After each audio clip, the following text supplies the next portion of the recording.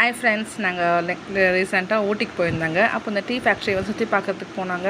அப்போது டீ இலையிலேருந்து எப்படி வந்து டீ பவுட்ரு வந்து எடுக்கிறாங்க அப்படின்னு சொல்லிட்டு அங்கே ஒருத்தர் இருந்தாருங்க. அவர் வந்து ரொம்ப அழகாக எக்ஸ்பிளைன் பண்ணி கொடுத்தாரு. இவர் தாங்க அவர்.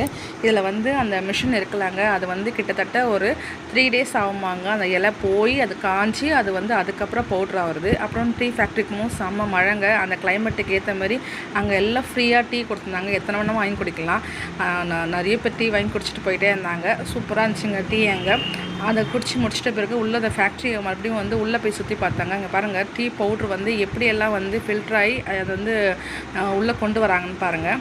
அதுக்கப்புறம் இந்த மிஷினு இதில் வந்து ஃபஸ்ட்டு வந்து இலையை வந்து பச்சை இலை தாங்க போடுறாங்க. அதுக்கப்புறம் வந்திங்கன்னா அந்த டிஸ்கவரி ஆஃப் டீன்னு சொல்லிட்டு நான் ஒரு ஃபோட்டோ பார்த்தாங்க. இது வந்து பார்த்திங்கன்னா கிட்டத்தட்ட ஒரு 5000 இயர்ஸ்க்கு முன்னாடியே வந்து டீ கண்டுபிடிச்சிருக்காங்க. அதுக்கப்புறம் கீழே வந்தீங்கன்னா இந்தமாரி நிறைய ஷாப் இருந்தது. அங்கேயே டீ பவுட்ரு அண்ணா வாங்கிக்கலாம்.